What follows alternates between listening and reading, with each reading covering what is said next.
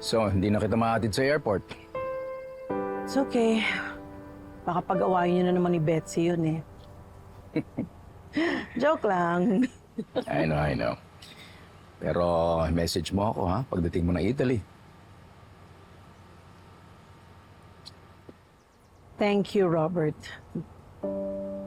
You know, things might not have turned out the way we wanted them to, but I'm happy. Masaya ako kasi at least nakasama kita, even for a few weeks. No matter what happens, you will always have a special place in my heart. No matter what happens, Robert, I hope and pray that Betsy will never break your heart. Kasi kapag nangyari yon, mawawasak din ang puso ko. So, I guess this is goodbye.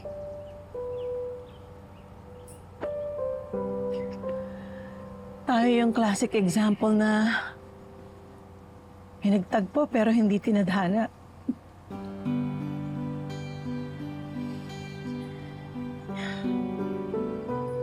Bye, Robert. Viv.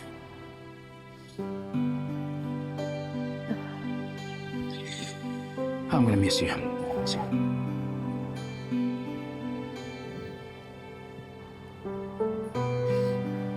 Okay? Sige na. Bye. Bye-bye.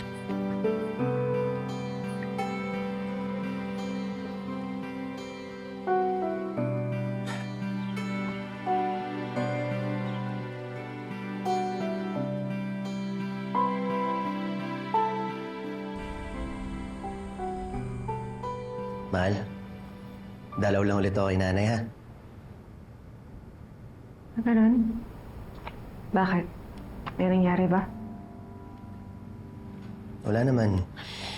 Nung huling punta ko kasi, nabanggit niya na may papacheck lang siya na networking bago siya sumali. Eh, baka mais ka mong mabudol eh. Oo, mahal. Kailangan mo talaga mag-ingat ngayon kasi ang daming sinungaling at manloloko ngayon.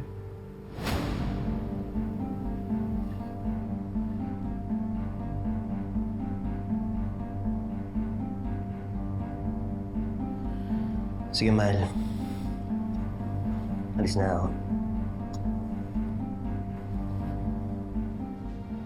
Ingat ka. Pakamusta na lang kay nanay.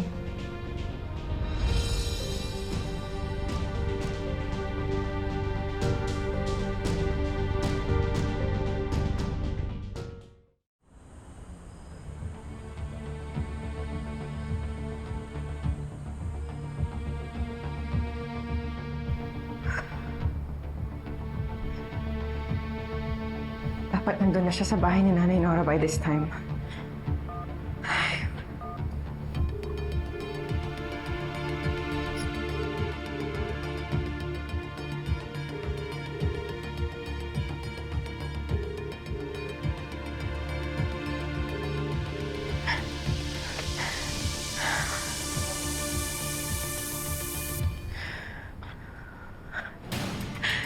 Paano kung iba yung pinunta ni Gerald?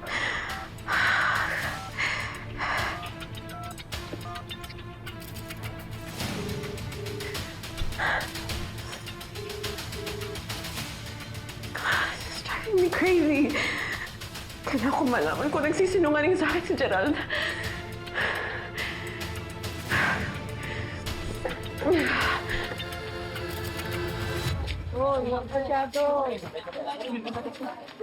Nay, na pagkaalaman ko kasi na pupunta dapat si Gerald dito. And obviously, wala pa siya. Nabanggit po ba niya sa inyo na pumunta siya dito? Eh, baka iso-surprise na ako. Nay, nabanggit po ni Gerald sa akin na may sasalihan daw kayong networking. Ano nga yung networking?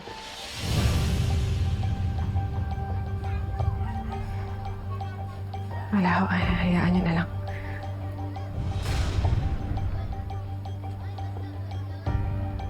Nay, sa tingin niyo po ba dito talaga pupunta si Gerald?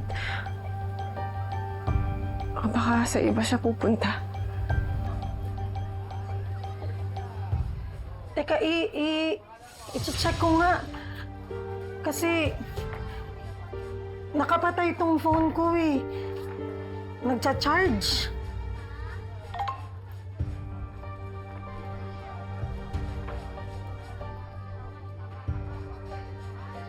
Nay, si Gerald po ba yung nag-message?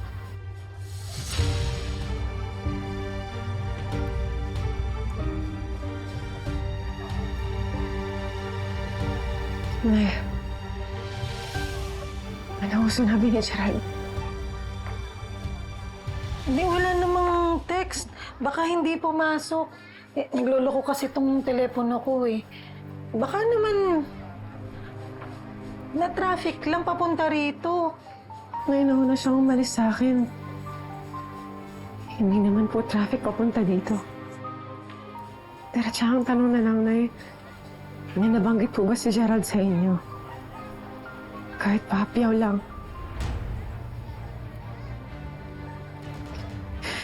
O sa ibang babae.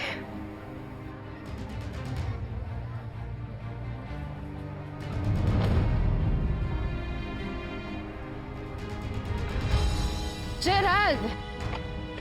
Gerald, sandali! Gerald! Gerald! Please, wag mo naman ako iwan! Gerald! Gerald, wag mo ako iwan sandali! Gerald, please! Hindi ko naman nakalaan na ikaw pa rin yung gugustuhin ko hanggang dulo eh. Ayoko itong nararamdaman ko, pero Gerald, mahal na mahal pa rin kita.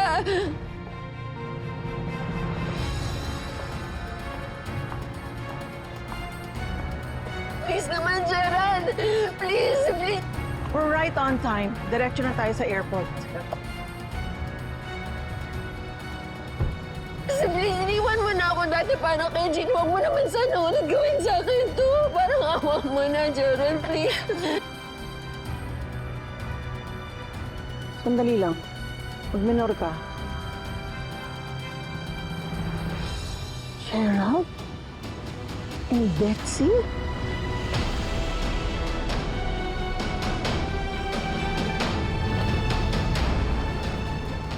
Sa tingin mo, nangangaliwa ang asawa mo. Pero Gina, hindi naman magagawa sa'yo ni Gerald yun. Hirap na ako. Naiintindihan mo. Ang sakit-sakit na. Maawa na kayo sa akin! Huling-huli ko ang asawa mo at ang babae niya. Your husband is cheating on you with your father's wife. Kung talagang nagsisisi ka sa ginawa mo at pagsisinungaling mo sa akin, sasamahan mo ako ngayon kung nasaan sila. Si Betsy at saka si Gerald, nandito pa sila. Hindi ko pa alam. Baba! Ayoko! Huwag mo pilitin na kalagkahin kita. Baba! Baba! Sige! Yung kotse ni Gina nasa likuran natin. Sundan tayo! Yun! O sige, Gerald! Bilisan mo! Sundan mo! Bilis! Malamang alam na niya yung tungkol sa atin. Paano nangyari yun? Hindi ko alam. Tabi mo yung kotse. Tabi mo sa kanila. Para sa tayo walang uuwian. Itatakwan na tayo ng mga asawa natin. Kaya lumayo na lang tayo, Gerald. Ano ginagawa mo? Bitawan mo! Hindi! Ano nangyayari? Gusto mo mamatay tayo? Hanapin ko ang mga hayop na yan.